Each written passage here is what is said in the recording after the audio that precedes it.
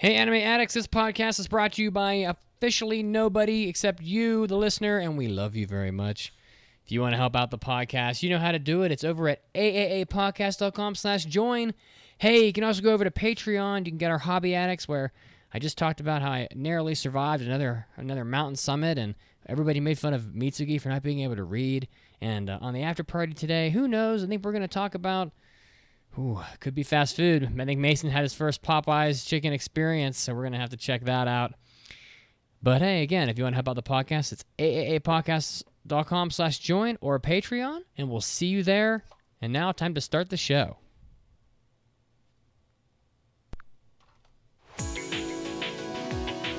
Get ready! You're about to listen to the Anime Addicts Anonymous Podcast. Make your anime addiction worse at aaapodcast.com. And now, here are your anime addicts.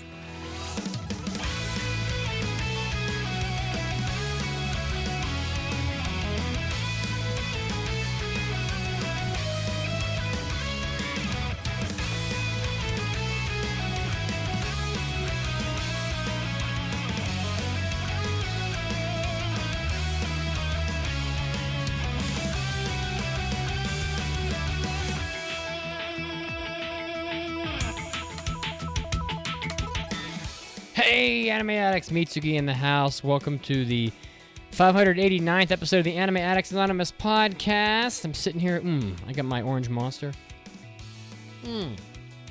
So good. And I'm joined by Mason, who is drinking water like a good boy. How are you, Mason? Womp womp, sad water noises. No blue cup? Splash, no blue splash. cup. I looked. I went to Target. I went to Costco. God help me, I even went to Walmart. I don't believe found you. No suitable container for my watery beverage. So Mason, it is like back to college time. Every place is selling multiple utensils of all different colors, and you can't find a single blue cup. listen, you know how particular I am about anime, let alone like something I have to interact with my lips and delivering the beverage of my choice. That's a important part of any man's life, and I'm not going to just pick any old cup off the shelf. I've got standards here, and I will not rest until my quest is fulfilled. So I have blue cups downstairs I could use if you want me to. yeah, but what's their container size? What's the finish on the outside? What's the lacquer? technical angle that we're getting on these things? What's the blend radius on the bottoms? How smooth is it? How's the top to bottom ratio? Like, all these things matter to me. Caroline, how are you today? I am doing well. I'm just trying to remove my sweater. Got caught in it a little bit, She's but tangled. we're all good to go. I also have water in my blue water bottle. Oh no, Mason. That I am not going to be an elitist about. It just happens to be blue. Ooh. Oh. Mason just gets she's just coming for it. That's fine. That's fine. I'm not just gonna be some floozy just drinking out of any old cup. You know, I gotta stay the course. Stay on brand. Oh, Mason. I have to do it to you. Don't be an elitist. All right, that was too loud. No, There I've you been go. undone by my own hand. Everything I've said is wrong. All right, guys. But thank you for joining us live on Twitch and for listening at home. If you want to watch live, it's twitch.tv/AAA podcast, live every Sunday at 5 p.m. Eastern Standard Time or Daylight Time, whatever the hell. Hey, if you want to follow us, you do it over on Facebook. You can follow us on Twitter. Make Caroline happy. She's working herself to the bone. Her fingers, they're bloody. She cries every night, salty tears. And you don't follow on Twitch or on Twitter even or Facebook? Get out of here with all that nonsense. So yeah, follow It's the social. place to be.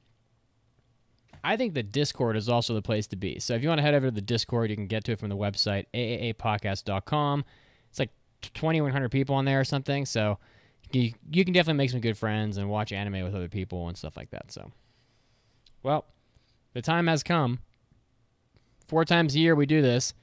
We have the results from the listener choice selections from, what season are we on? Summer?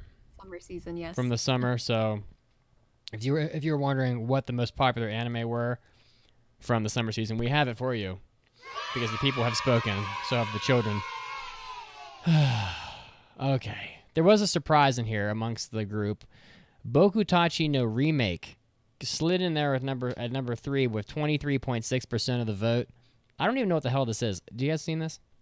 Yeah, this was one of my shows. This was where the person was like, "Man, I wish I was good at game development and joined all my friends 10 years ago," and Oh, then goes back in time 10 years ago and meets some kids and we'll see. We'll see. It could turn it around. I was definitely harsh on it, but we'll give it a chance.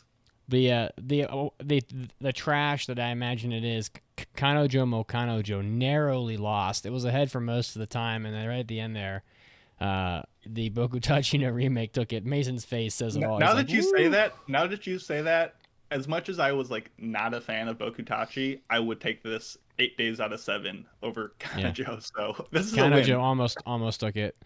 Um, Big props to Bucket Face on Twitch, who's listening from work. That's what I'm talking about. We will Heck dull yeah. the pain for you. Number 2, unfortunately, I knew it was gonna come. I knew it was gonna happen. Vanitest no cart. 27.6% of you voted for this. That's not. Everybody got 3 votes, so the percentage is more than 100, by the way. But yeah, 27.6% of all voters voted for this one, amongst others. Pretty boy vampires. You can't kill them. Stake them through the heart. They just come back. And number 1, to absolutely nobody's surprise whatsoever, with 36.6%, Dragon Maid Season 2. Caroline's very excited about it. I haven't seen the first one, and I don't She's want to like, sit through it. God damn it! I don't want to watch it. Mason's like, I'll give you a 25-second recap. It's about what it takes. It'll be good. Just like the last couple seasons, at least 2 of my failed shows are what comes back. So I don't know if that means I'm good at picking them off the bat, or I'm just bad at picking shows that people want to see for the passes. But Or they are trolling you. imagine it's later. No, I don't think any of these were troll votes. I think these were all like genuinely people were more invested in than the rest of the shows. So, good job? ? Thumbs up, maybe. Mm-hmm. But thanks for voting, guys. We appreciate it. Oh my god, what are we doing on this episode? The Devil's Advocate game, suggested by Sajinther on Discord. So we'll be playing that. We're gonna like argue about which of these, I don't know, bad anime is the best. I don't know. It'll be fun. We'll get to it. And a review of Megalobox Season 2. So we are carving our way through, I think, the spring season. So we're gonna dive into that much later in the show. But first, we have the big news of the week. Anything else that needs to be said? Nope. Okay, here we go. おー、大ニュースです。It's time for big news of the week. We did miss a week, so there's lots of news. Animator Dorm Project, which is like always, I don't know what the hell they do. I think that they were trying to set up housing for animators because the anime industry just doesn't pay people properly. But they have a news article out that said 90% of all animators quit their job within 3 years. So I'm just going to go off on this a little bit. I think it's so ridiculous. In between animators working on TV shows make $1.80 a frame. Now look, I can't even draw a circle on a piece of paper. I can't draw a straight line with a ruler. So first of all, I think $1.80 a frame is ridiculous. It's got to take like at least half an hour if you're like super fast to draw a frame. I don't know how long it takes, but it's not enough money. Drawing 300 frames a month, 300 frames a month earns these people about $540 a year. So that is definitely not enough money, and they definitely should make a lot more. But so as of 2019, the average the average income per year was $6,000. Look, this is really bad. Like, the bottom line is that even as it is in industries like in the United States, even unrelated industries, like if you work for pharmaceuticals and then there's another company across the street and it's like, they're making like, Diet Coke. Like, I don't know what the hell. The bottom line is that good talent will not hang around to be abused by your company. So if you want anime to be great, you have to nurture and respect the talent that people bring, or otherwise people are just going to leave. So like, in real life, it's pretty well known that people that stick around at the same company for a long time make less money than people who job hop. There's an article I posted a link to in the show notes where that has a quote in it, amongst other things, where that is, quote, while people who stick around at the same company can generally earn a 3% annual raise, and by the way, I'd say if you're lucky, changing jobs will generally get you 10 to 20% immediately. People will just leave and they'll go somewhere else and they won't stick around to have you kick the dirt in their face. And so you hear about these anime studios that have to fix up all this fucked up animation that people draw because it doesn't look good, it doesn't look correct, because they don't have the time to train people properly, train all these newbies and stuff. And like, look, if you paid the people something that they could survive off of, then they'd stick around, you'd have good talent, you wouldn't have to deal with all this bullshit of like retraining everybody and having your anime look like shit, and then you wouldn't have MAPPA like working people till they die at their desks and then having lawsuits happen. So my thought is, and I'm rhetorically asking, is anime really so unprofitable that people make like a well below poverty line wage? I mean, I'm not saying that people should make $10,000 for a cell of anime, but like $1.80, like no one can live on that. And if you want anime to just suck, that's how you do it. People will just leave. You're gonna have people who don't know what the fuck they're doing making your anime, and they're just gonna go to China or South Korea or something. So maybe that's what's gonna happen. What do you guys think about this? I mean, I don't think it's any like secret that in most industries, any profitable industry is going to have so much more of its percentage of profit going towards the select few at the top running the show versus those at the bottom doing I'm not going to say quote unquote hard work, but doing work that is definitely like unrewarded financially. And that's the case here. I find it interesting. You mentioned, especially in the US, which is where I have my, experience in, you have a lot of people, like you said, you work a couple years at a job, and instead of waiting for promotion or basing your, rise in income off of the gradual 3% raise, it's quicker to find another company and just transfer. And, obviously in Japan, in the corporate work culture, it's very much the standard to stick with your company until you die. Like they take care of you, you take care of them, and you just are in this marriage until death. And for animators to just not even be allowed that opportunity because they are not being given enough money is like you said, it's tragic. It's kind of like, how do the most essential people of this whole organization not get fed and like paid enough to survive? I don't know. It's rough to hear about. Yeah, especially since, I mean, I don't think anybody would disagree that Japan is the place where you would go for great animation. So the fact that you got so many like talented animators that are earning less than anybody could get at a fast food place is just absolutely crazy with how much work they have to put into each show that they do. And they have to do it for such a long time and really hate doing it in the meanwhile. This is like all through passion of what they want to do, that they're even still in these jobs. I think it's like a dead horse that we could just beat it over and over again until it's just like, beyond dead. But the point is that like $600 a month or whatever. Think about that. You could literally, you could do one Uber drive a day and make more than that. So like my thought is like, why would anybody make anime? Like, it sounds horrible. Like, it's like all this thing that we enjoy so much. It's like, it's amazing that the anime industry continues to exist, because it's just like, I don't understand why anybody would ever want to do it. I understand that they probably do because they love anime, but it's like, I don't know. It's just crazy. Like, it seems like people aren't going to work for free. So it's just kind of a scary thought, because like, the anime industry could cease to exist off some shit like this. So, I don't know. This is the only time we're getting paid at least $350 is actually an answer, a solution of some degree. But yeah, I mean, you see this all the time with jobs that kind of are, quote unquote, from like a sense of passion, where they feel like like you can exploit them a bit more because, they just love doing it. We don't have to pay them as much. When obviously I think we all agree that should not be the case, and you gotta pay your workers no matter what they're doing. All right, what else do we got, guys? Hopefully something more positive. I just thought people quitting within 3 years is ridiculous. Almost everybody. 90%. That means no one ever advances, hardly. Craziness. What else we got? Well, I hear that there's going to be an Attack on Titan orchestra concert, and it will be Oh. able to stream outside of Japan. So it's actually going to be in 1 week, August 22nd.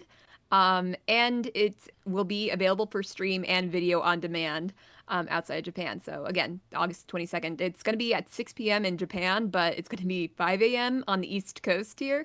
So if you are passionate enough to watch this Attack on Titan orchestra concert, I think it's well worth it. Apparently, demand access will be available until August 29th, and you would have to pay about $34 USD in order to watch it. But from what I've seen of Attack on Titan orchestra concerts on YouTube, it's so cool.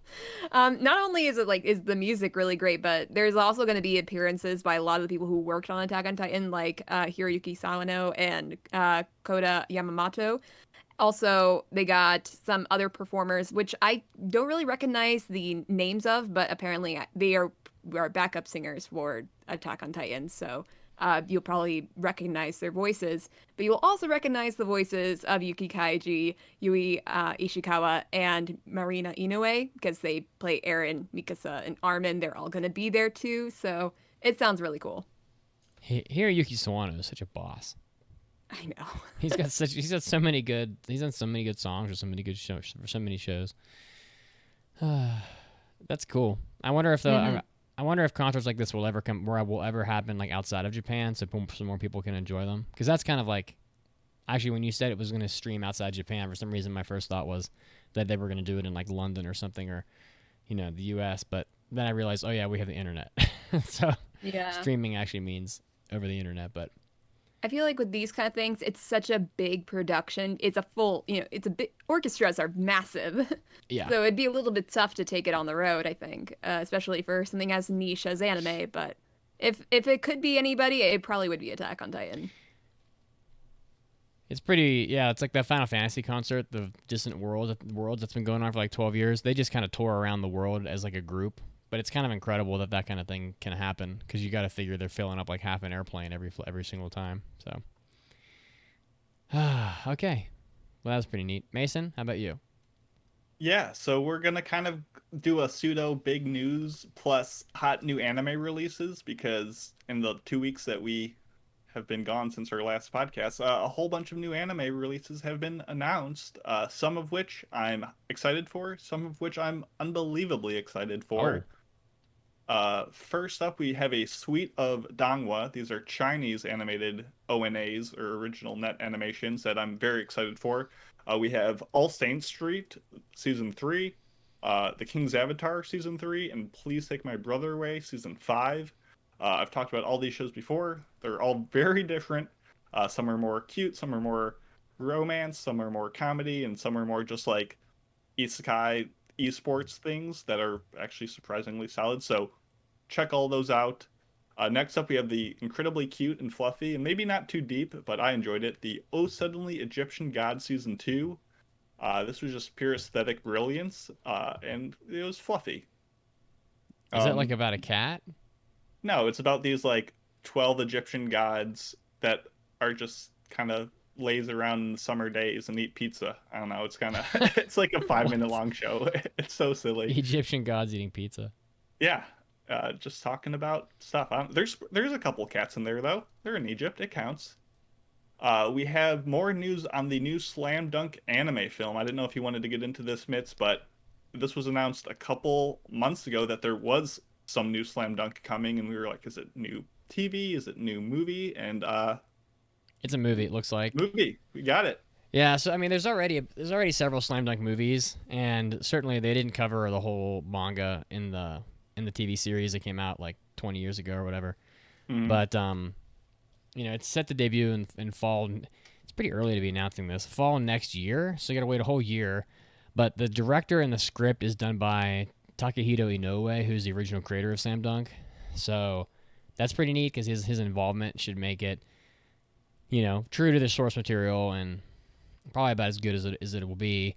So, and of course, people that don't know Slam Dunk, I mean, it's the manga that came out in 1990. So, but it's like a huge property. I mean, it's like a top 10 best-selling manga ever, and it had about 100 episodes run with like Toei Animation, I think it was, like way back. and it's really good. So I mean, like Slam Dunk is, you know, it's very much like a very sort of realistic sports anime, and it's just fun to watch. But it definitely has like that shonen sort of dilemma where like certain things take forever. Like I think there was an episode where a foul shot took a whole episode. I was like, Yeah. how? It also has some of the funniest English in any eye catch in all of anime. Oh my god, You're so you're good. so right about that. Come on, everybody, grab your friends. It's so much fun when go down the court. You're When like, go down the court. Oh my god, that was perfect. Yeah, something like that. Oh my goodness, yeah, it was great. God, so endearing. Next up, we have the announcement for the manga Blue Lock, which is a soccer manga, getting an anime adaptation for next year. And what is with all of these blue Oh my god. blanks coming out? We have obviously Blue Lock, that's soccer one. We have Blue Period, which is a excellent manga about art. I mean, stuff from the past. You had Blue Literature, Blue Seed, Blue Cat, Blue Exorcist, Blue Blink, Blue Reflection Ray. Like Blue Heart, like Spring Blue Ride, or yeah, there's so many blue shows. Yeah, Horror Ride, I think it was. So I'm down with it. I am excited for this. I have not read the manga myself, but I've heard very good things about it. Yeah, I mean, I kind of plucked this one off of the internet because of my anime list today because it had like something like 10 times the amount of comments as a normal article on there. They were like, you know, I think this even had more comments than like even like the JoJo new season had. I got to go back and check that, but it was a lot. And I'm like, what the hell is Blue Lock and why is it so popular? And I think it's like, I mean, the synopsis is almost like Japan is this country that decides that they want to win the World Cup, but they don't have like the correct group of players to make it happen. So they don't have like a good striker or whatever, and the striker's like an offensive player, I guess. And so they have this like event that goes down where whoever wins the event will be deemed the striker for the national team. And I guess they're like all prisoners or something. I don't know. It sounds very, I don't know. Someone I think said it was similar to like Kuroko no Basket style, but soccer. So we'll have to see. But I mean, certainly people were really excited about it. And it's sports. So I'm a complete sucker as usual. So, I mean, that's pretty much it is what it is. So, but I'm excited to see it. The most important announcement by far, Drumroll. came out of left field. Did not see it coming. Everyone, point your fingers towards the sound of my voice, whether it be your headphones or your computer speakers or whatever, and just give me some good mojo because we're getting the sequel to the Tatami Galaxy. Oh my There's god! a sequel. With Yojohan Time Machine Blues, and my excitement is off the charts. I want more Akashi merchandise, and this show might be the show to give it to me. And of course, I'm excited for the show itself. This is probably is it a dream come true for you? Should we like make you a cake? Yeah, it kind of is. I mean, it's been what it's been 1 decade. Sorry, it's not that old. It's been 1 decade since the Tatami Galaxy. I knew a sequel book was out there. It's a lot shorter, so I was like, oh, I know it's out there, but it's probably, I don't know, they'll probably never get an anime. Wrong. We got Science Star back at it. We got the director of Sunny Boy, Shingo Natsume, who did like One Punch Man directing. Just immense hype.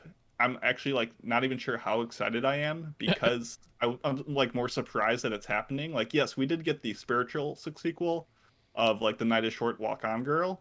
It was pretty good, but a whole new series, I'm excited. People get hype. Excitement cannot be measured. Really, yeah. So I'm trying to keep it under wraps. Would this be like if GTO got a sequel from me? What do you think? Is it like that big? I mean, for me, I'd say, yeah, relative to you. Wow. That's pretty big. It is very big. I'm happy for you because I've never even seen the Tatami Galaxy. And it's okay. There's a lot of reading, so you wouldn't enjoy it. Well, yes, we established in the Hobby Addicts that I cannot read, and that's fine. But I'm happy for you because I know you're probably pumped about that. So thank you, I appreciate it.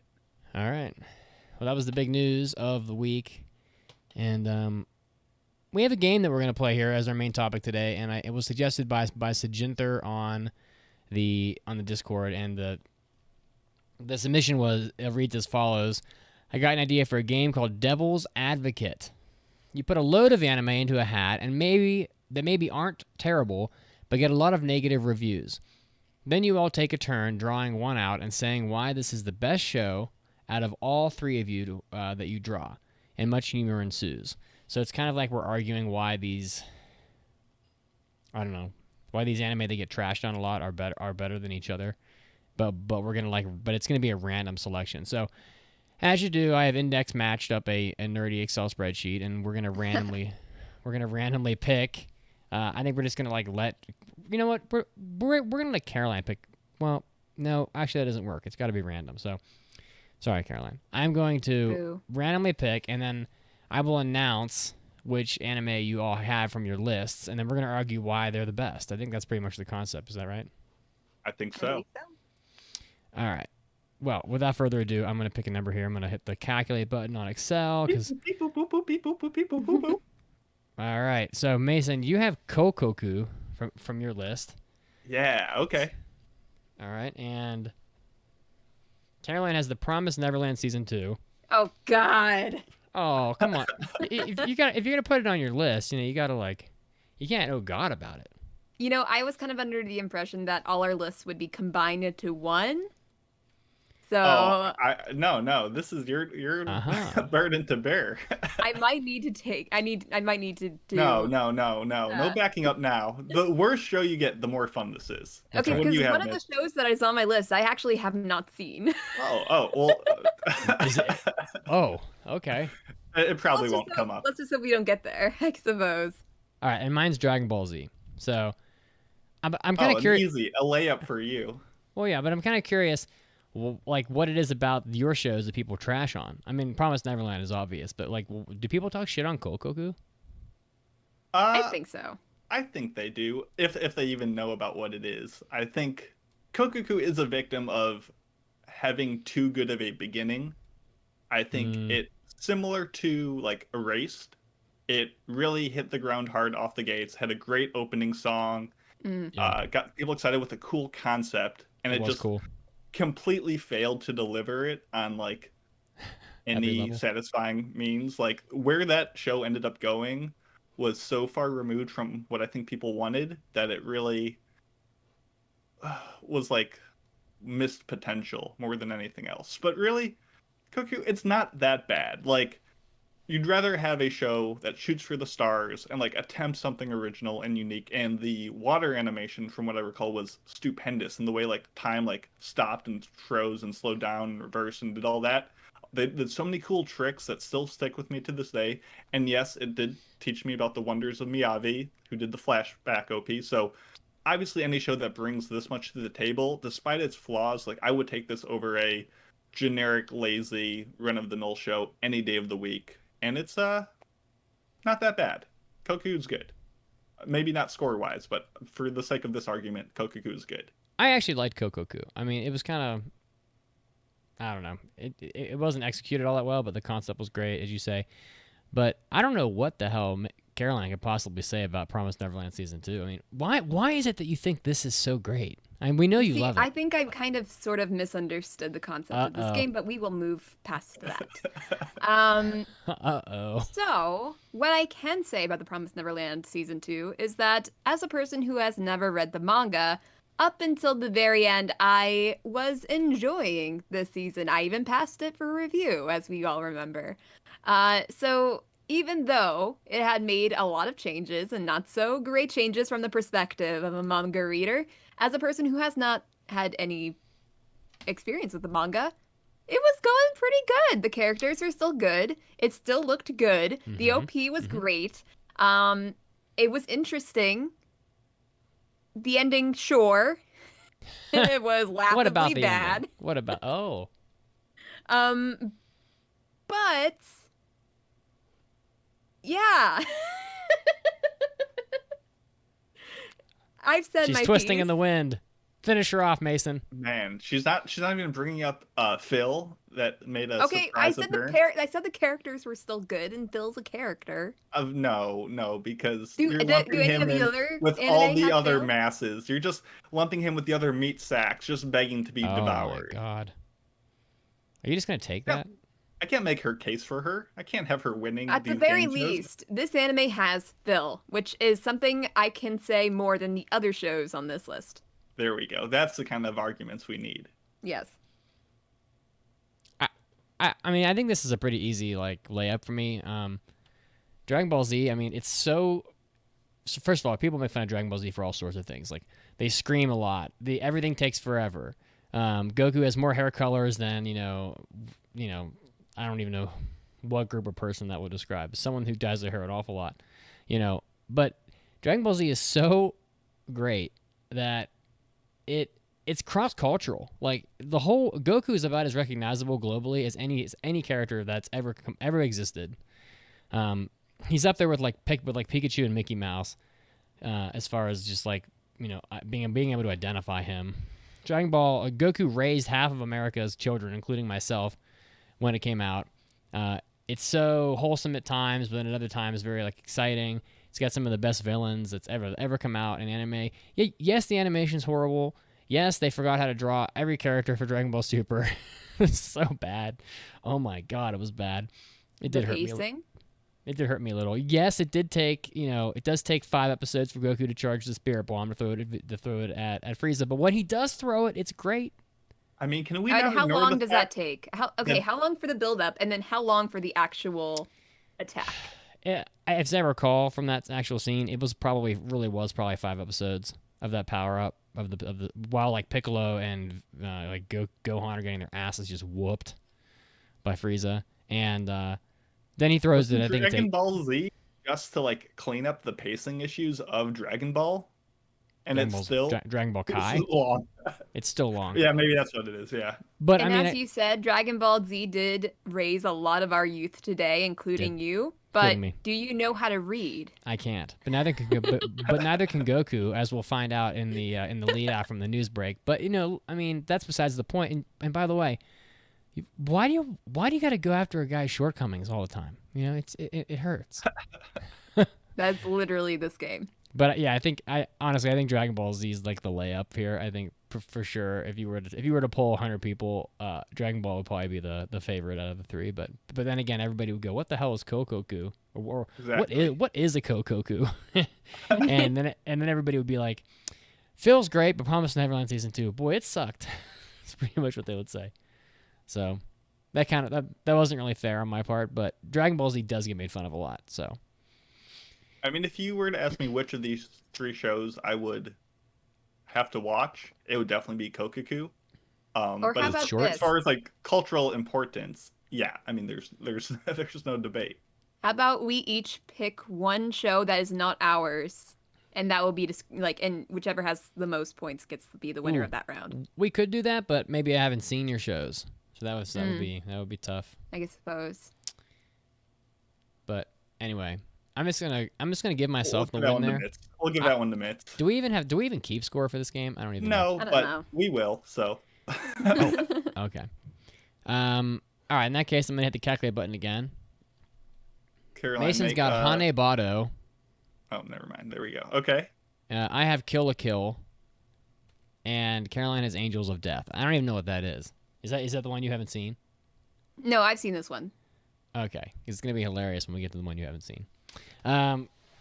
So, Mason? Hane Bado. Bado, I think people similar to Kokoku, very similar setup, pulled a lot of people in with really great visuals. This is that badminton show from 2018. Really great visuals, really intense matches that definitely turned into more of this over-the-top character drama of these people playing badminton, and I think it's similar. They were just disappointed with the direction that it took. But I think that the badminton is a fun sport to watch, and it delivered that for all 13 episodes, despite as weird as the character setups got. Linden Films is a studio that is not known for their great visuals, and their performance in this show blew me out of the water. This is the best looking show they've ever done by a country mile. Better than Cells at Work, better than Tokyo Revengers, and really cemented themselves as being capable of producing really good looking anime. So I enjoyed my time with this show. Yeah, we'll go with that. Hanebado. What the hell is Angels of Death? I don't even know what that is. Okay, so you might recognize it if you looked up a picture of it. So it's about these two people. One is like a psychopathic serial killer with a scythe for a weapon, completely wrapped up in like gauze and like a sweatshirt or something like that. And then there's this little girl too. She's blonde, she's cute, but she's also has the personality of I don't know, a plank of wood.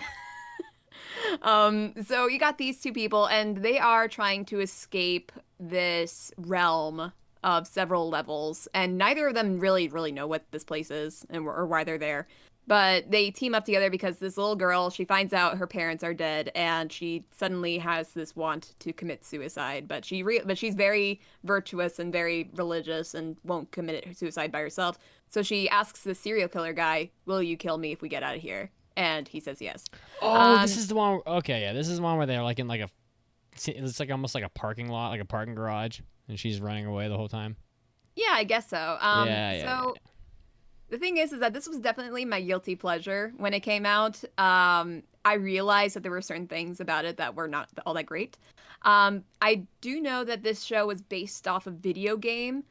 But one of the surprising things is that one of the elements of this anime, or one of the arcs of this anime, parts or episodes, was not actually taken from that video game. And it was this part where the serial killer, I honestly can't remember his name, but he had to face this dollhouse of all these dolls that's kind of like describing his life before he got to this place. And his home life and how he became who he was and all of the emotional turmoil that came with it. And I thought it was a very interesting way to describe a backstory that was not in the video game. And overall, I thought it was interesting. It definitely had its issues. It had a great OP, I thought. And yeah, it had its issues, but it was pretty good. I want to say that. Well, I feel like Kill la Kill ought to be Mason's, because I know Mason's a big fan. Yeah, I actually do like this show, but like the prompt suggested, these are shows that get a lot of negative reviews, and Kill la Kill certainly gets a lot of distaste. Yeah, there's a lot of like, it's very polarized. I'd say people hate this show or they freaking love it, and I'm somewhere like in the middle probably. But I'm supposed to speak about the good things, I think. So, Kill la Kill is like, sure, half of the characters like clothing get ripped off. Sure, the one girl's really fucking hyper all the time and she just screams constantly. Yeah, it's really outlandish fight scenes a lot of the time, and some of the outfits are pretty ugly. But hey, this show has amazing style. I would say some of the fight scenes are outstanding to watch, especially some of the ones like later in the show. I recall one of the fight scenes in like down in like the Kansai area. That was a fight that was like particularly amazing, and overall like the production and just like the execution of the show is pretty much as good as a show will be. And come on, who doesn't want clothing that talks? Seriously, come on. See, I've never watched Kill la Kill. Is that what really happens in it? I mean, I'm giving kind of like a very loose touch point. Yes, clothing does talk, and it's very much about the relationship of people and their clothes. Yeah. And yeah, clothing is often kind of like removed. Kino's Journey with the motorbike. I couldn't think of a show less like Kino's Journey. I'm just talking about the fact that the motorcycle talks. That's all. No, because like this clothes like has like a face and mouth that it at least moves. It's not just some like sentient voice coming from it. Yeah, Ryuko, her name is. I think it's her clothing that talks. Yep. But yes, she does fight with a giant pair of scissors. But I mean, who doesn't want to get a? I mean, she just wants to take a little bit off the top. As any elementary school will teach you, scissors are a deadly weapon. Well, that's true. Kill la Kill is great.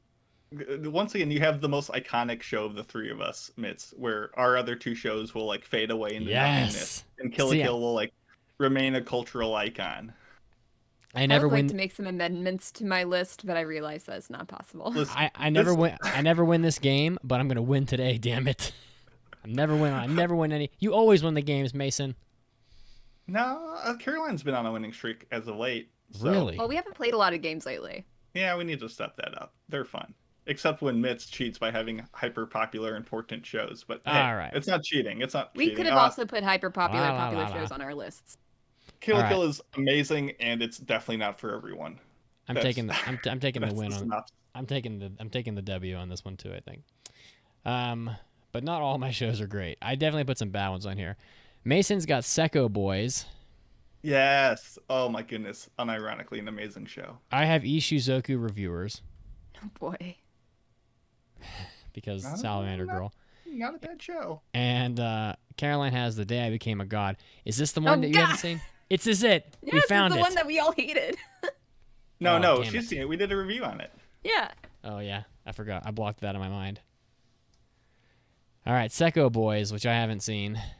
Secco Boys really is a great analysis on idol culture. Now, instead of having these ugly CG dance sequences with these overly Genki girls with bright colorful clothes, just doing whatever, who cares? Secco Boys is an intellectual show, Mhm. 8 minutes long, where our idols are 4 stone busts of historical figures, and they get wheeled around by their Oh. assistant into their performances where they just obviously don't move because they're statues.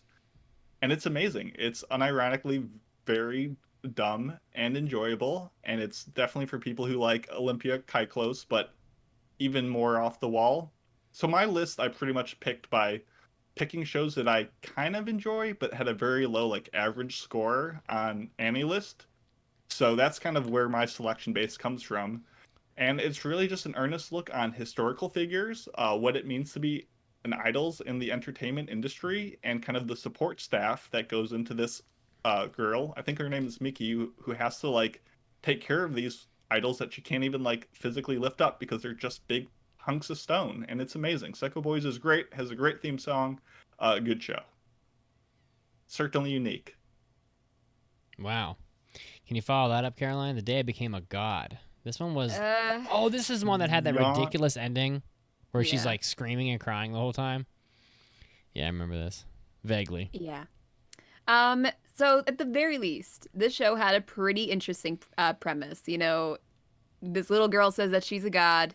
The world will end in 30 days. But who's to believe this little girl? But she has all these interesting ways of knowing what's going to happen way before it does.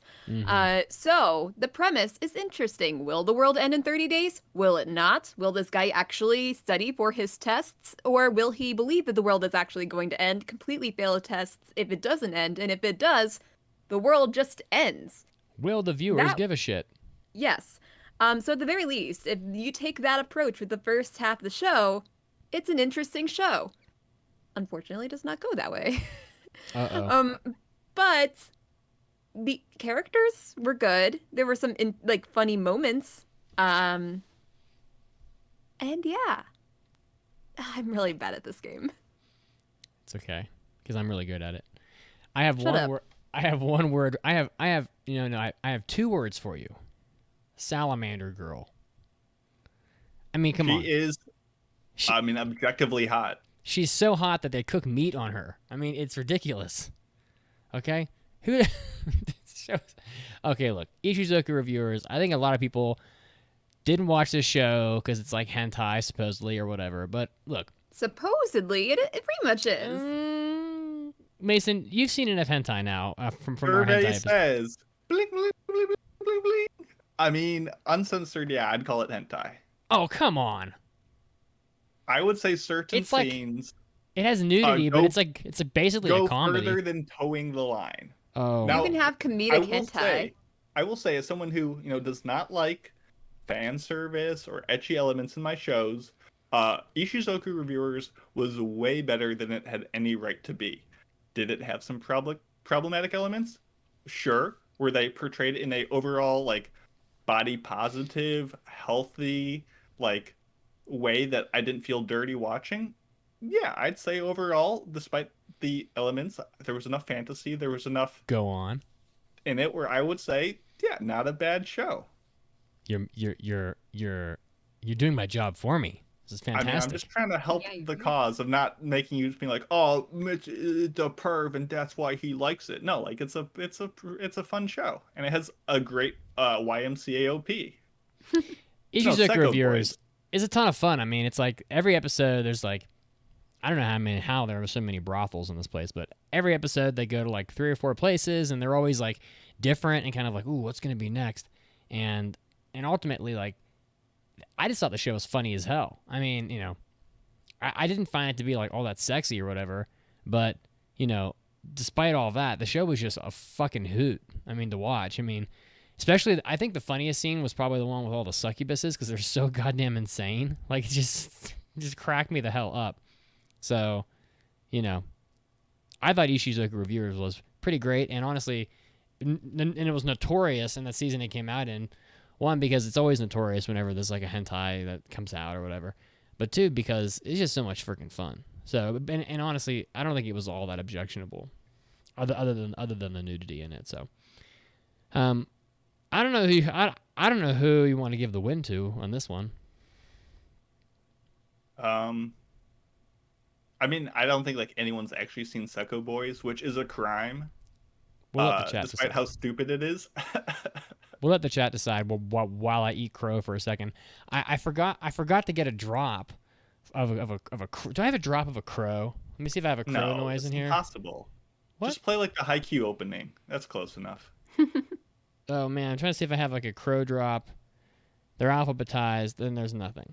So I like went off on that stupid volleyball anime the other day, the Remain, and I was like, Oh, the water polo one.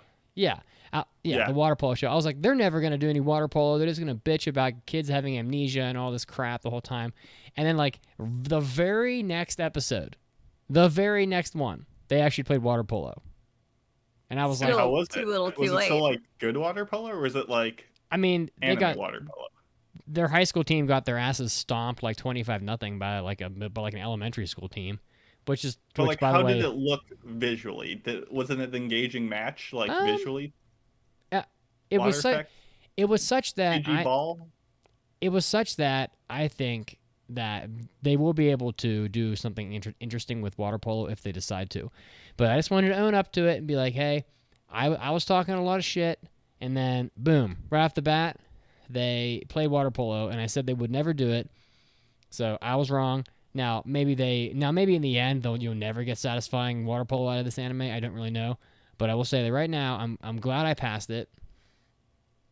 And I I mean, our acknowledge listeners are smart. They can't rage against us for predictive it's impressions. fine. Like, you didn't know, you just had to go for it, and that's fine. They know they can't even trust us after we've seen the show on our opinions on it. Well, that's So true. They definitely don't trust Exactly. me. That's for sure. exactly, they're smarter than us. We got it. Mason, just let me eat the crow, okay? I'm trying. Okay, this is Gotcha, my moment. gotcha. Anyway, I'm gonna give I don't know who wants to win here. Take No it. one- We'll just give you the sweep. Keep it going. All right, keep the sweep. All right. Next up here, I'm gonna do the boop boop boop boop boop boop boop boop. Gallon Dino from Mason. Caroline, I hope this is one you haven't seen. Caroline has Happy Sugar Life. Okay, no, I've seen this. Oh, she's so happy about that. And I have School Days, which is gonna be a stretch because I don't remember much about School Days. But Gallon Dino, Mason. Gallon Dino is the best show I've talked about today. Besides like the sequel stuff from earlier. This came out like last year. Everyone took one look at it. They're like, "Oh, it's just a dumb meme show where they play an air horn over and over." And yes, What? both of those points are true. And yeah, for the first couple episodes, the second half of the episode is just a live action version of the first. Nothing wrong with that. But honestly, Gallon Dino, despite its very silly humor and this adorable blue dino, which has the greatest reaction images of all time, really did a lot of interesting things with the medium of anime. From claymation inserts to the live action stuff I mentioned earlier to some like really weird time travel, trippy, like dark episodes that just went weird and then went back to being fluffy. Like it was genuinely an engaging experience from a watcher who, once again, it's not your run-of-the-mill typical isekai show that gets churned out. It was definitely had a lot of heart. Coming from the same people that did Pop Team Epic, which I was not a fan of, this definitely harnessed all those creative juices in a much more compelling direction and was one of my favorites of the year. Unironically, Yellow Dino is a good show. It became a massive meme on our Discord, and I was living and for it's it. so wholesome. Oh my goodness, I love our Dino Boy.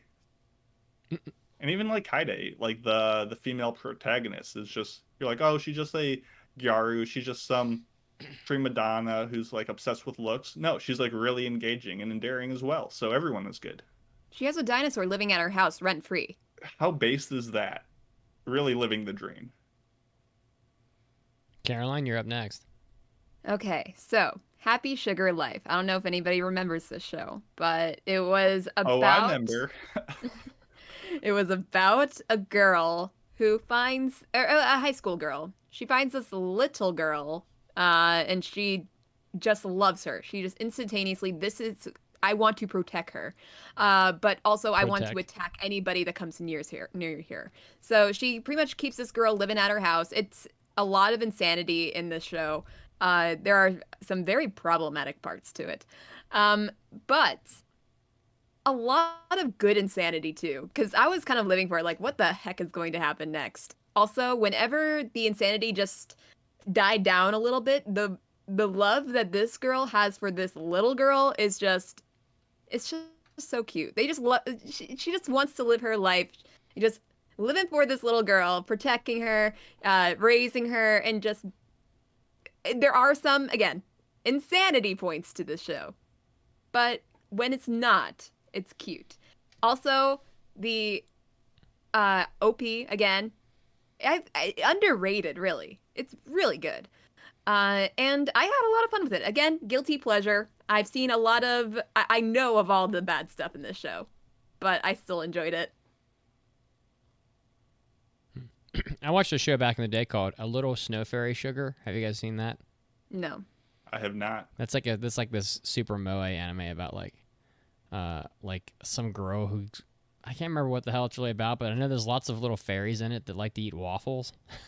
it's I too like to eat waffles. Me too. I had part of a pancake earlier. It was pretty good. Oh my god, last week I had stuffed French toast with blueberries and cinnamon butter. It was so good. All right. Sorry. So my next one here, I have School Days, and honestly, School Days is notorious for the same reason why it's bad, for the same reason why it's good, and that's because it's so ridiculous. School Days is like this anime that is generally just a horrible pile of shit, except there's some shock value in it that would just blow you out of your shoes. And I was very shocked by the ship. Yeah. Oh, have you seen School Days? No, but I know of the ship. See exactly. See, you know what this show is. You haven't seen it, but you know the crazy shit that happens in this anime. At least at the very, very end, yes. Yeah, well, that's why the show is so great, because where else are you going to go to see something so just ridiculous? Like, they actually had the balls to say, like, I'm going to make this whole anime. We're going to go through all this effort. We're going to license it. We're going to pay the original creator or whatever. We're going to, like, sit down and work our fingers to the bone. Ooh, my fingers hurt. It's like the lady from Happy Go. Well, guess what, Granny? Now your back's going to hurt because you just pulled landscaping duty. And he's out back. He's like pulling the weeds. Meanwhile, the animators, their fingers are bleeding. It's like, oh my god, my fingers hurt. And School Days, all the way so you can get to the end and just nuke bomb it because it's so fucking dumb at the end. And I don't even want to give away the spoilers because it ruins the whole show. The whole show is the one thing. But I don't know. This anime has like persisted in the lore of anime for 15 years or whatever because it's just insane. I don't know how else to put it. It's just in the boat. Yes, the boat.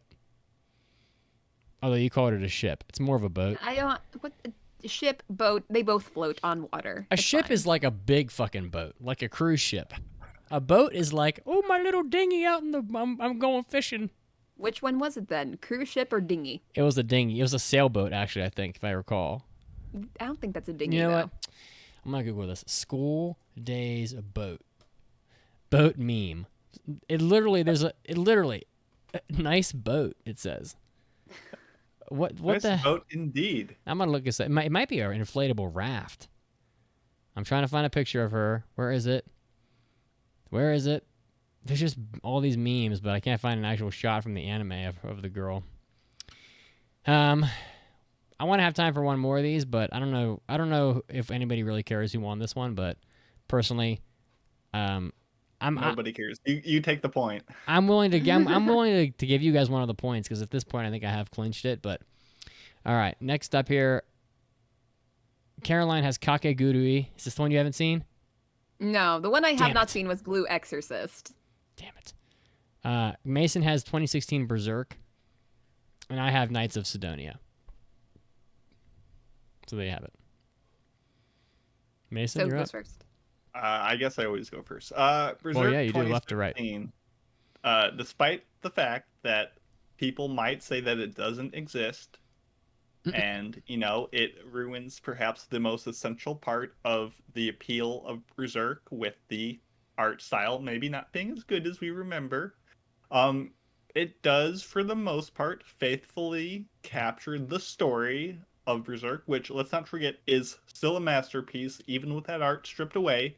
It still says a lot about Guts, the character, and his journey after the very problematic events that happen at the end of the first season, and really is the start of his next quest to recover from it. And it gave people a reason to say, wow, this looks terrible, let me go read the manga, which is the greatest gift that anyone could be given. So just by it inspiring people to abandon the anime and flee to the promised lands of the manga makes Berserk one of the most important anime of all time, I would say. So, yeah, a vital show, very important, good show. Vital.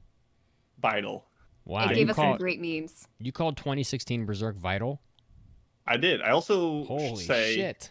Clank in all caps. So, it's got memes too. We can all meme. We can all do the Guts shuffle across the screen. Very funny. Comedy mastermind. Was that also Linden Films?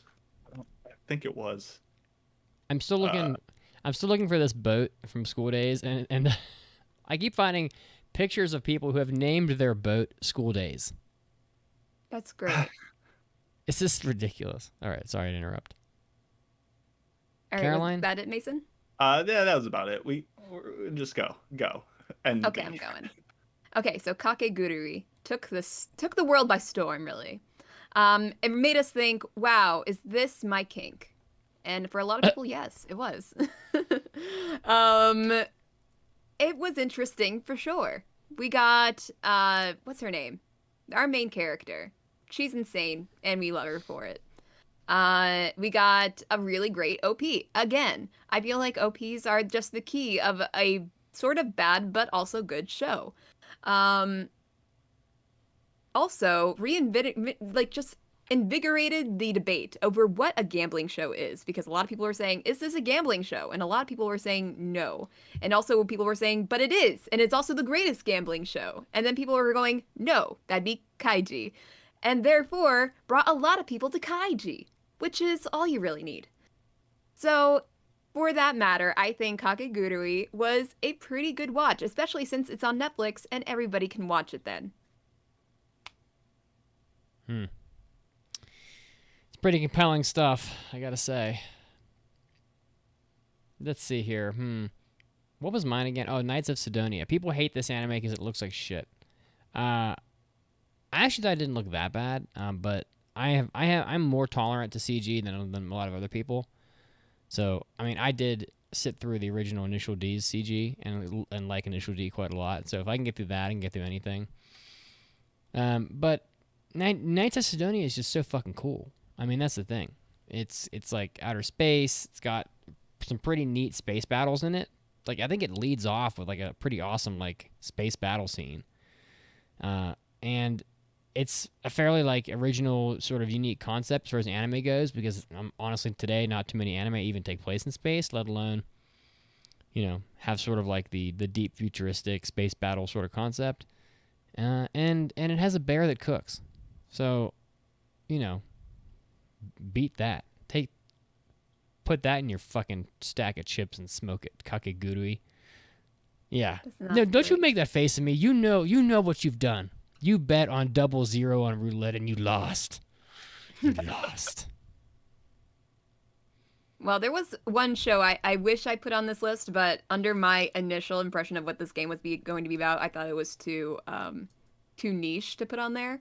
It's called A Sister's All You Need, and yes, it does have a sister kink in it. Oh no! Oh my goodness. But it has a lot of interesting story ideas from these games that this group of friends play, and it can also be pretty heartwarming too. Yes, it does get a little weird sometimes because yes, this guy is in love with his little sister. But other than that, oh yeah, and there's also this other girl that has to get completely naked in order to write a story. There we But go. other than that, Slam the like button. for a person like me who hates all of that, the fact that I actually liked this show, it says something about it. Which I did not put on my list, and I wish I did so I could talk about it. But hey, I just talked about it. So I think Caroline just wanted to share her guilty pleasures with us. So Pretty thank much, you. that's Thank what you.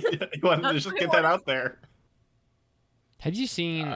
Have either of you seen Knights of Sidonia? No. I watched one episode and it looked, as you said, really bad. And like the unnecessary fan service at the beginning was like, Oh, is that I could really use without that. But I did read a bit of the manga. We did it for Manga Club, and it looked pretty cool. Okay, I was just gonna say that I'd kind of like more of Knights of Sidonia because I thought the concept was really cool, and I think there's more to be told. What, 2 seasons? Yeah, I think there's 2 seasons, but as I recall, it was completely inconclusive. So I think that there's probably more, but I don't know if we'll ever get it. Okay, well, that's about all the time we had. You know, listen, if you go to our Discord, you make topic suggestions. Sometimes we choose them, and this is a great example of that. So Sujinthar, thank you very much for contributing to the podcast with a great idea. And by the way, when we don't ourselves have a good idea for a topic, it helps us be lazy if you submit a suggestion, because then we're just like, oh, I'm so lazy, and Mitz can't do this because he can't read, but Caroline, she'll go in there and she'll read your topic suggestions, and she'll be like, this one's good, and then we'll all be like, yay, now we didn't have to do any effort. See, that's we all have really like the point. different interpretations on how it means, and we all come in and we bumble, and it's way more fun. Also, let's not forget Mitsugi, one with authority today. Do you have any words from the winner's podium? I know you're often not up here in the limelight. I honestly, I just want to thank everybody who, you know, didn't come up with as good of ideas as I did for the topic. You know, I just pick better shows, and I'm just a big hairy American winning machine. If you ain't first, you're last. That's So some that's pro about it. strats right there. Well, There you How thank does you. it feel to be last up until now? Your entire life, last. Hey, live in the present. Now, you're not. I feel like I'm the most improved player in the league, and I'll probably get a trophy for that, which is kind of like a big loser trophy. It's like, yeah, it's oh, basically like you were so bad, but now you have an inkling of potential. most improved player or some shit. So that's about it. That's about all I got for you. Well, Yeah. with that, we will move into our in-show news break. But first, we have a weekly trivia question for you to peruse while we do so. Now, it's well known that Megalobox came from the lineage of Ashita no Joe, but do you happen to know how many video games were based on the classic series Ashita no Joe? We'll let you know in just a bit. So stay tuned.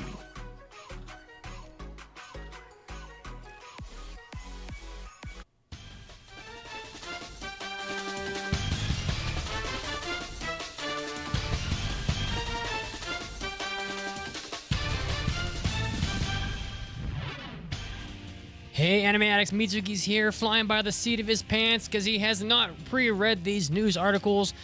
But nonetheless, it's time for your anime news break. Getting us started off, a doujin series, Gambare Doki-chan, gets a web anime. So the illustrator Yomu announced that this property, Do Your Best Doki-chan, was going to be getting an animated web series. So for those of you that are fans of web anime, get excited. The synopsis is that, quote, in a shared room with my coworker at a hotel. What? Although I was warned not to do anything stupid, my eyes would inadvertently turn to her legs wrapped in pantyhose, end quote. Unbeknownst to him, however, Doki-chan secretly has feelings for him too, as Doki-chan struggles to confess her feelings. Her rivals, both the Kohai and Senpai, continue to vie for affections. So sort of a cute romance comedy, I imagine. So if you're a fan of Ganbare Doki-chan, look out for this doujin getting a web anime. Next up, Princess Connect Redive Season 2 was announced for January 2022. New staff have been announced as well. So if you're a fan of this property, here are some staff for you. Chief Director and Series Composition Takaomi Kanasaki of Princess Connect Season 1. The director Yasuo Iwamoto of Fairy Tail, worked on Fairy Tail as an episode director. Studios Psy Game Pictures. Character designer by Satomi Kurita of 3D Kanojo Real Girl. And also Yasuyuki Noda of Duel Masters King. So the first anime season of this aired in the spring of 2020 with 13 episodes, came out on Crunchyroll, and was subtitled as it aired in Japan. Listen, if you're a fan of Princess Connect, there's another season coming out, and the staff seems pretty similar to the first time around, so it should still be good for you. Next up, Evangelion news. Hideaki Anno has hinted at more Evangelion, despite saying that he, quote, has no interest in continuing the story. So in an interview, Collider reported last week that they asked Hideaki Anno in a group interview whether or not he would want to revisit Evangelion in the future.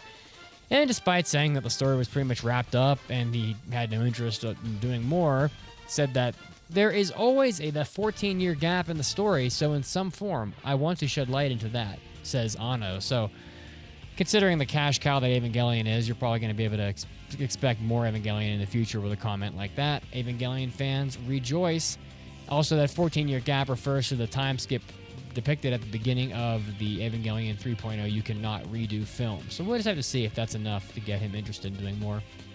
Last up, some feel-good Demon Slayer news. We did have the 2020 Tokyo Olympics come to a close. However, Japan did find a way to incorporate Demon Slayer into the Olympics, as it seems to be pretty much everywhere else in life. And they played Gurenge, Lisa's opening theme song from Demon Slayer, in the closing of the opening ceremonies. So that was how they ended it. Listen, if you're a fan of anime or Demon Slayer, it's great to have that stuff in mass media. Helps to increase exposure for anime, and I'm sure we'll be able to see more anime in Olympicses in the future that are held in Japan. You can count on that. This was Mitsuki, and this was your anime news break. And now, time to get back to the podcast right now.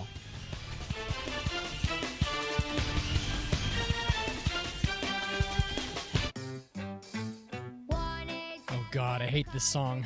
It's so annoying. Skip ad. Skip.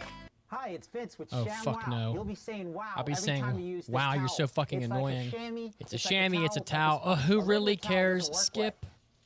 Anime addicts, do you miss ads like that? Do you miss your buddy Vince from ShamWow? Of course you don't, because we don't torture you with ads like that. Instead, if you want to support the podcast, you can help us stay ad-free by going to aaapodcast.com/join. Hey, you can head over to patreon.com/aaapodcast for those of you that like Patreon. And you're going to get our hentai episodes, our hobby addicts, our after parties. And, of course, it's going to be commercial-free, so you get all that. What else could you possibly want? Again, over at aaapodcast.com/join to support the podcast. Hi, this is Sabrina Palencia, voice of Rei Ayanami, and I'm an anime addict. And then she cries. And now, great moments in Anime Addicts Anonymous history.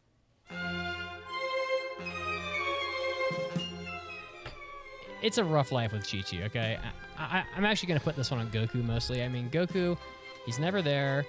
Chi-Chi she's getting lonely, all in that little tiny house that's in the middle of nowhere. There's no neighbors. She's getting lonely. Suddenly, like, the mailman's starting to look good. She's like, the mailman. The mailman came by. I'm all alone. The pool boy. He's looking good. And to make matters worse, Gohan and Goten absolutely take after Goku. Like, they look exactly like Goku. They don't look like Chi-Chi at all. His seed is so strong. It He's is. so alien that it just takes over. They look like Goku. They fight. All they want to do is fight. They're always wearing orange. Pretty soon she's got like PTSD. She's all like, oh my god, orange. She hates Halloween. She's just, oh my god. And before you know it, it's like Goku comes home. He hasn't been home in like 5 years. He comes home. She's not there, and there's just like divorce papers on the table. Damn it! If only I could read, I would know what these papers mean. He can't read it. He's got to go ask Piccolo. He's like, oh, Goku, this is not good. Korin like comes down. He's like, Goku, you can always live on Korin's lookout. With Yajirobe, that's when you know you've hit rock bottom. You're like hanging out with Yajirobe.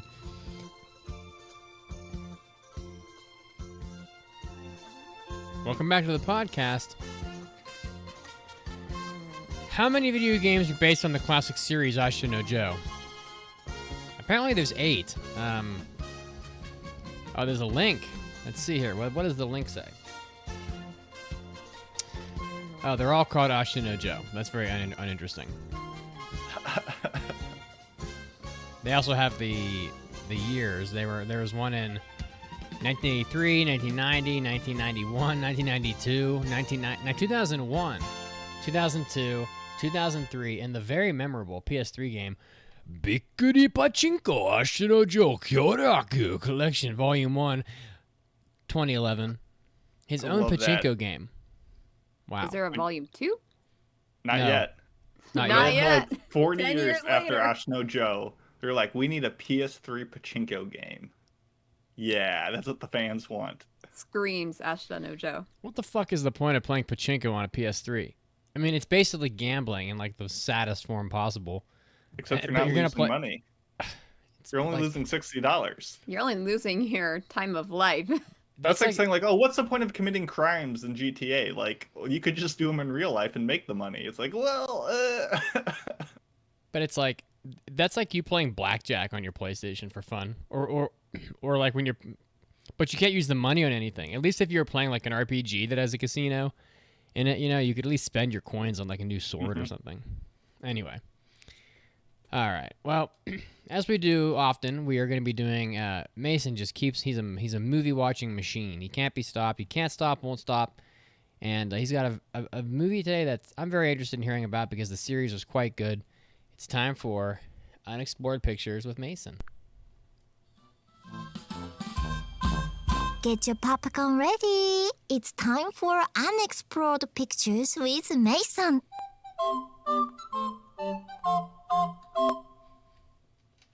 yeah. So as Mitsugi mentioned, this is a fantastic series. So Neon Genesis Evangelion is a super important movie franchise based on a very important, TV show. And the 4th movie just came out. And I know everyone's excited to hear about it, but they're going to have to wait their goddamn turn because this movie came out just ahead of them. Because on August 10th, Shirobako the movie, the 2020 effort by Progressive Animation Works, came out. And as we all know, Shirobako, the TV show, is phenomenal. I think we can all agree on that. Yeah. So this movie comes out 5 years after the TV series, set chronologically 4 years after the events within, and we return to a struggling Musashino animation for like a 2-hour excursion into the movie making process. So this movie begins with a brief plot recap, and it's enough to get you kind of familiar with what the show's about. But Shirobako has never been about like the plot. It's been about the characters. A love story not so much about the medium of anime, but those that work within it, the people who are getting paid $2 for each animation cut. And this movie makes you feel things.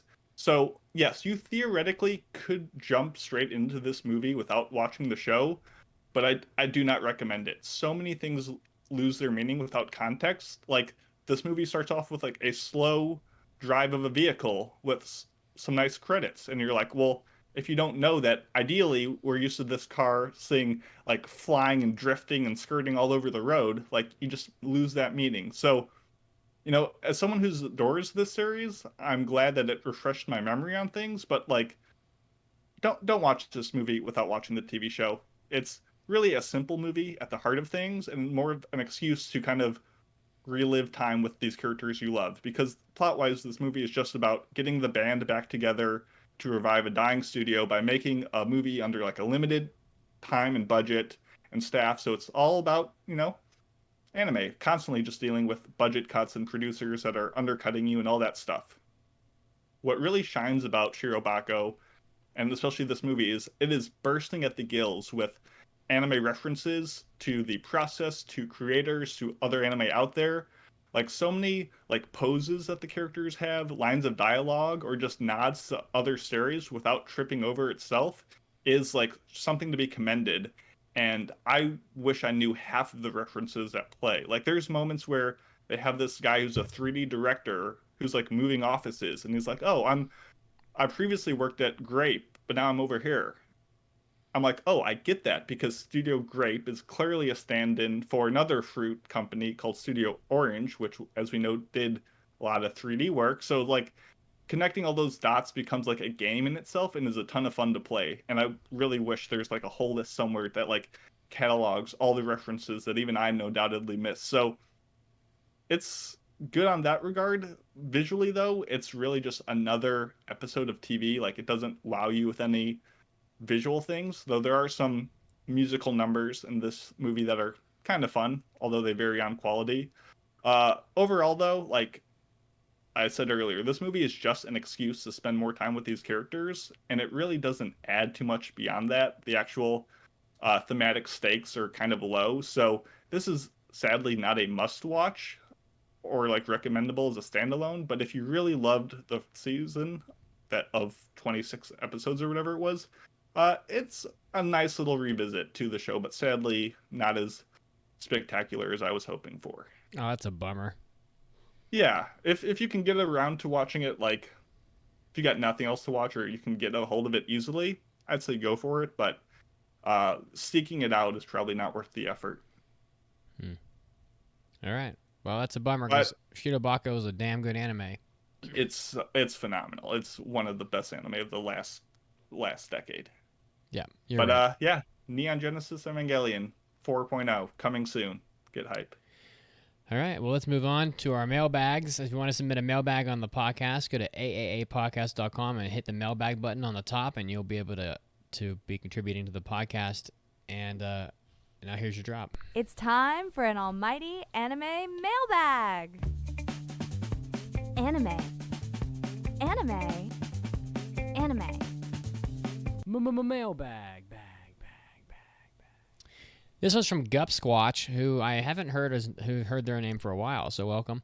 After hearing Mitz talking about Initial D, it's pretty good. So much I sat down and watched the 3-part movie series on Verve and absolutely loved it. I didn't even know they had a 3-part movie series on Verve. My question is, should I load up my ship for the voyage and watch the full anime series, or is there a streaming service that has it, because it's definitely not on Verve? Thanks for the help and keep up the good work. I can't answer that last question. I really don't know, but I say yes. I think Initial D is freaking awesome. And it gets better as it goes. So like the worst part's the beginning, and the beginning I think is cool as fuck. So, and it just gets better and better. What do you guys think? Yeah, I mean, if you liked what you saw, I don't know why you wouldn't continue. So it is on Funimation and Hulu, so there's multiple sites to find it on legally. I don't know if you're asking if you should continue with it from season 2, where the movie trilogy leaves off, or go back and watch season 1. I'd say either way, you're not going to be wrong. There's not much of a plot to it. You'll follow it either way. You probably could do either one and be fine. So yeah, go for it. I don't see why not. I've not seen it, so I can't tell you yes or no. Initial it D gives is you more Eurobeats. It's very like one of a kind. I mean, I don't know any other anime that are about like drift racing in this way, especially like in the middle of the night on like mountain passes. And if you're into this kind of shit, like Initial D is, and it's one of your only places to get it, I think. And they've been pumping out like arcade cabinets for Initial D for like 15 years now for a pretty good reason. So I'd definitely check that shit out. Initial D is a pretty good time. Yeah, I know there's a series called One Gone Midnight that's supposed to be pretty similar. I haven't checked it out. I know there's I think it's an F1 series called Capetta that's also like 40-some episodes that I've heard is good. Mm-hmm. So I haven't watched either, so I can't give you much of a recommendation. But yeah, watch more Initial D until you run out. All right. Well, we've reached... Shall we get to our review? Yes, the final section of the show, the review on Megalobox. I believe this is one of Caroline's, so I'm going to leave it up to you to give us the intro. It is indeed. So we are talking about Nomad Megalobox Season 2. Came out in the spring, and you can watch it on Funimation and on Hulu. It comes from TMS Entertainment. The director is Yo Moriyama. And yeah, it's an original, so you can't really get this in a manga format unless you want to read Ashita no Joe, which is not exactly the same, but from what I can tell, is like the inspiration from this show. Okay, so this is the follow-up to the first season of Megalobox, which I think was very popular at that time. Though when it wrapped up, I think a lot of people kind of noticed a lot of the shortcomings of this show. It was a lot of style, not so much substance. And you could be hard pressed to call it like a sports anime because it doesn't really have a lot of interesting parts of the sport, despite the fact that the premise is pretty cool.